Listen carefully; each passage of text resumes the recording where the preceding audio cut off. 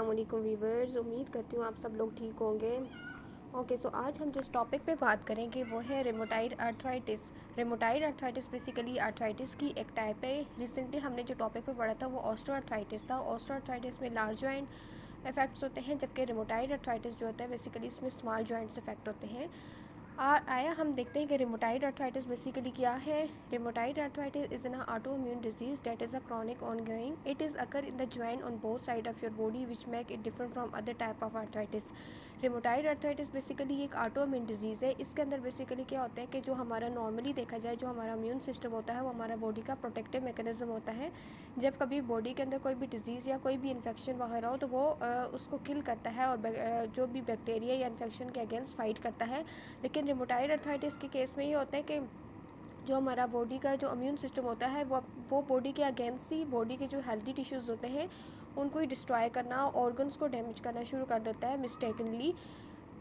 इसमें देखा जाए तो जो ज़्यादातर जो सिम्टम्स होते हैं ये पेन काज करता है और इन्फ्लेमेशन वगैरह काज करता है, स्पेशली फिंगर्स की, हैंड की, रिस्ट की, नीज़ की, एंकल्स की, ज़्यादातर स्मॉल जॉइंट्स को इफेक्ट करता है।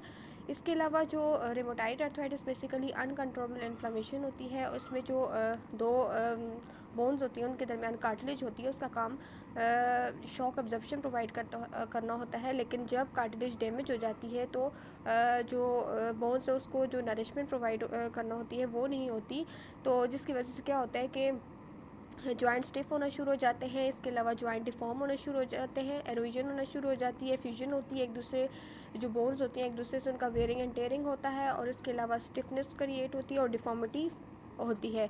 इसके अलावा अगर देखा जाए तो जो हम अब पीछे हमने जैसे बात की कि जो स्पेसिफिक सेल्स आते हैं, इम्यून सिस्टम आता है, वो बॉडी के जो इन्फेक्शन होता है या बैक्टीरिया का क्या करते हैं, फाइट करते हैं। लेकिन these substances are produced in your joint but also circulate the cause and symptom throughout body. In additionally affected your joint. Rheumatoid arthritis affect the part of your body.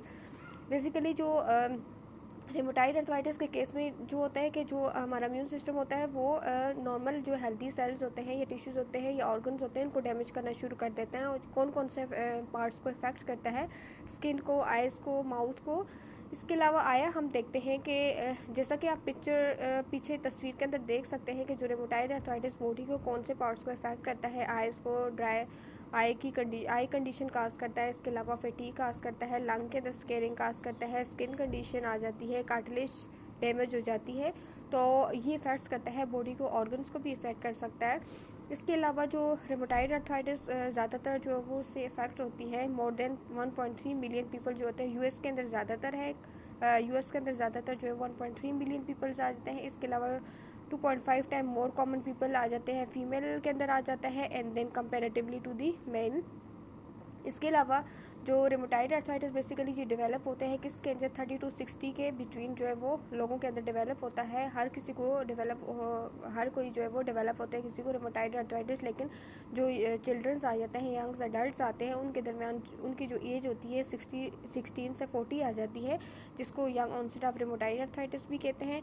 इसके अलावा in people who develop the symptom after they turn 16 के बाद जिनको develop होते हैं उनको letter onset of rheumatoid arthritis भी कहते हैं।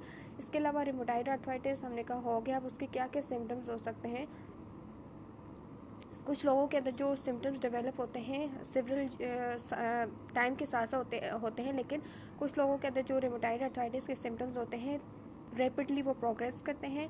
और इसके अलावा कुछ के अंदर जो वो फ्लेयर्स आते हैं, कुछ के अंदर सिम्टम जो वो रिमिशन होते हैं। मतलब ऐसे होता है ना कि सबकी कंडीशन सेम नहीं होती। कुछ के अंदर ये होता है कि आहिस्ता आहिस्ता जो है वो कंडीशन वर्स कर रही होती है, कुछ के अंदर जो है वो रैपिडली प्रोग्रेस कर रही होती है, कुछ के अंदर जो है वो फ्लेयर्स आ जाते हैं, टाइम कभी होता है और कभी बेटर हो जाता है।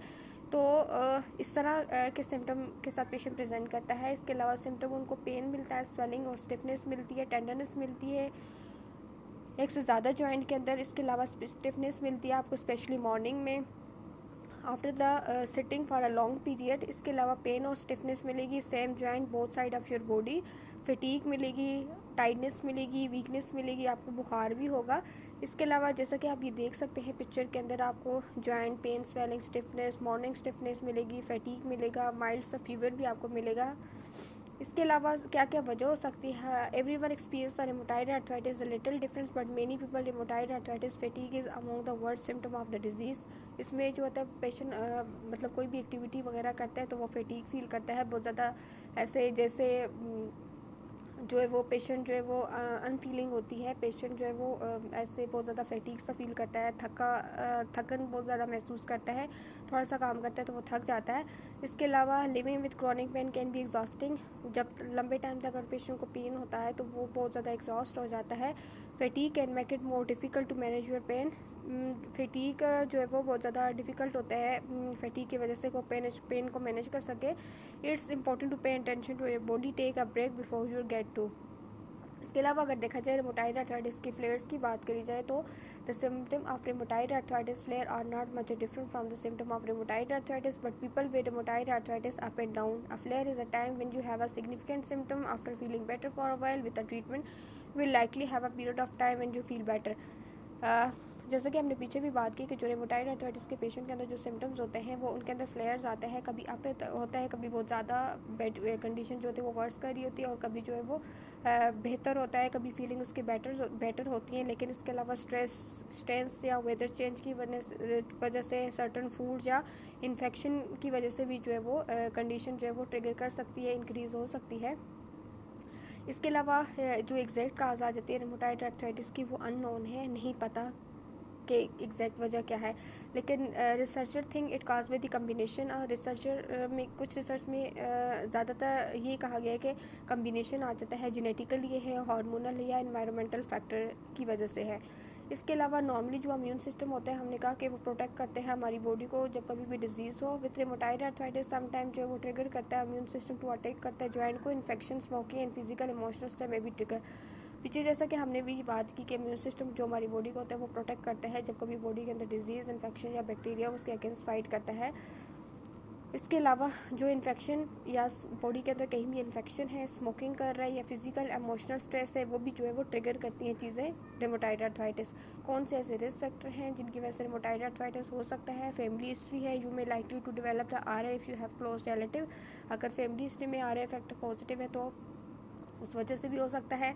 इसके अलावा कैसे जो है वो इसके अलावा हाउ रेमोटाइड आर्थराइटिस डायग्नोस कैसे करेंगे, रेमोटाइड आर्थराइटिस को कैसे डायग्नोस करेंगे? सबसे तो पहले जो साइन सिम्टम क्या है पेशेंट को, मॉर्निंग स्टिफनेस तो नहीं होती, पेन तो, स्वेलिंग जॉइंट के अंदर जो है वो स्टिफनेस वगैरह तो नहीं है। इसके अलावा health care provider refer you physician को रेफ़र करेंगे, वो स्पेशलाइज्ड रेमाटोलॉजिस्ट को रेफ़र करेगा, या फिर इसके अलावा जो रेमाटोलॉजिस्ट होता है वो डायग्नोस करते हैं पीपल्स को कि rheumatoid arthritis based on the combination of symptoms.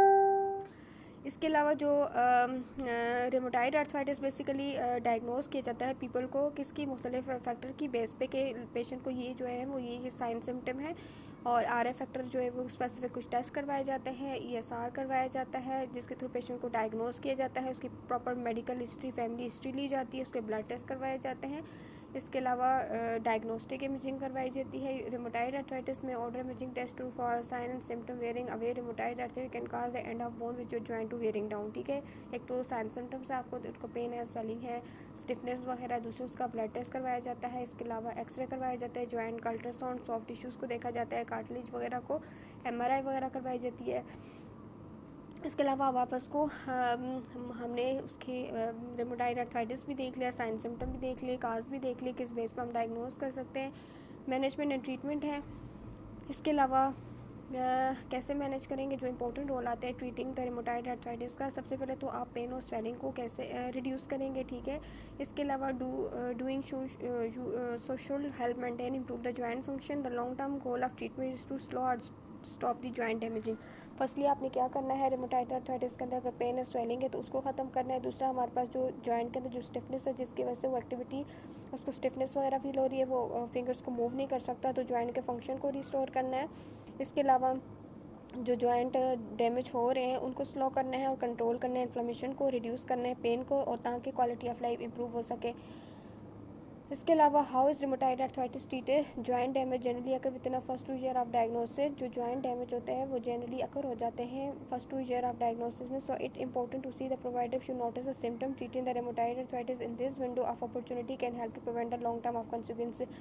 अगर आपको लग रहा है कि आपको जॉइंट के अंदर स्टिफनेस है और डायग्नोज हो गया, तो आप जो है वो उसको लाइट ना लें, बल्कि उसको ट्रीट करवाएं, वरना ये आपको लॉन्ग टाइम ज़्यादा कंसिक्वेंसेस, ज़्यादा नतीजे आपके सामने आ सकते हैं। इसके अलावा ट्रीटमेंट आ जाता है रेमोटाइड आर्थराइटिस का। आप अपना लाइफस्टाइल चेंज करें, थेरेपी लें, मेडिसिन आ जाती है। इसके अलावा समटाइम कंडीशन इतनी ज़्यादा वर्स हो जाती है कि डिफ़ॉर्मिटी बन जाती है, उंगलियां टेढ़ी मेढ़ी हो जाती हैं, जिसके लिए फिर आप सर्जरी वगैरह करवाई जाती है, या फिर स्प्लिंट्स वगैरह जो है वो यूज़ किए जाते हैं। इसके अलावा treatment for rheumatoid arthritis including the lifestyle changing therapy, medicine and surgery you provide consider your age, health, medical history and how bad your symptom deciding on a treatment. इसके अलावा कुछ मेडिकेशन आ जाती है लॉन्ग टर्म, अगर patient को जो है पेन और स्वेलिंग वगैरह है, तो उसके अलावा उसको एंटीज वगैरह भी यूज़ किए जाते हैं। इसके अलावा सिंगल ड्रग थेरेपी आ जाती है। इसके अलावा ज़्यादातर जो मेडिकेशन आ जाती हैं वो डिक्रीज़ करते हैं जॉइंट की पेन और स्वेलिंग और इन्फ्लेमेशन को, और स्लो डाउन करते हैं डिजीज़ को। Medication that treat the rheumatoid arthritis. Many medication आ जाती हैं जो कि जॉइंट का पेन है, स्वेलिंग और इन्फ्लेमेशन को कम करने के लिए। इसके अलावा डिजीज़ को स्लो करने के लिए, जिसमें एनसिड्स आ जाता है। इसके अलावा ब्रूफन आ जाती है, नेप्रोक्सन आ जाती है। मुख्तलिफ मेडिसिन यूज़ की जाती हैं पेन, स्वेलिंग और स्टिफनेस को कम करने के लिए, और डिज़ीज़ का जो प्रोग्रेस उसको भी स्लो किया जाए। इसके अलावा ताकि डिज़ीज़ जो है वो ज़्यादा वर्स ना करे, उसकी प्रोग्रेशन को आप स्लो कर सकते हो। इसके अलावा नॉर्मल आ जाता है, पिक्चर के अंदर आप देख सकते हो रेमोटाइड आर्थराइटिस आ जाता है। नॉर्मल फिंगर्स को आप देख सकते हैं, ये टू जॉइंट्स हैं, उसके दरमियान जो है वो कार्टिलेज होती है। जब कभी भी ये कार्टिलेज बीच में से डैमेज हो जाती है, तो उसकी जो शॉक ऑब्जर्प्शन प्रोवाइड करती है, तो जो फिंगर्स के प्रॉपर अलाइनमेंट होती है वो प्रॉपर अलाइनमेंट में लगती है, ये डिफॉर्म हो जाती हैं, टेढ़ी मेढ़ी हो जाती हैं, जैसा कि आप देख सकते हैं रेमोटाइड आर्थराइटिस के केस में। इसके अलावा मुख्तलिफ एक्सरसाइजेज आती हैं पेन और स्टिफनेस के लिए, जो को स्लो डाउन करने के लिए। Some people with rheumatoid arthritis become, कुछ लोग इनएक्टिव होते हैं, बट इनएक्टिविटी लीड कर सकती है कि आप अपने जॉइंट की जो मोशन उसको लॉस कर सकें, मसल स्ट्रेंथ को कम हो सकती है। इसके अलावा जो जॉइंट की स्टेबिलिटी है वो कम हो सकती है, और फटीग ज़्यादा हो सकती है। इसके अलावा आपको रेगुलर एक्सरसाइज करें जो कि रिवर्स कर सकती है आपके जो जॉइंट के जो फंक्शन है। You might want to start by seeing a physical occupational therapist for advice about how to exercise safely. आप जो है वो किसी भी फिजिकल थेरेपिस्ट से कंसल्ट करें, ऑक्यूपेशनल थेरेपिस्ट के साथ जो है वो कनेक्ट करें, ताकि जो है वो आपको स्पेसिफिक एक्सरसाइज या स्पेसिफिक जो स्प्लिंट्स वगैरह हैं वो आप सेफली यूज़ करें, वो आपको एडवाइस कर सकें।